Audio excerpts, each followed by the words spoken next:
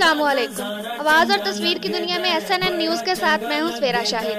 खबर शामिल करते हैं भीरہ से, जहाँ मुल्क भर की तरह 12 रबीउल अव्वल वलादत बसादत हजूर सरवरे कौनैन सल्लल्लाहु अलैहि वसल्लम मजहबी जोशो खरोश से मनाया जा रहा है। बाजारों, मोहल्लों, गलियों को परचमों बरकी कुमकुमों से सजाया गया है। हर तरफ आका दो जहान पर दुरूद सलाम की सदाएं बुलंद हो रही हैं और हर चेहरा खुशी से चमक उठा है। मरकजी जलूस मेलाद चौक से बरामद हुआ, जिसमें सैकड़ों आशिकाने रसूल ने शिरकत की। इस मौका पर सिक्योरिटी के फुल प्रूफ इंतजाम किए गए हैं।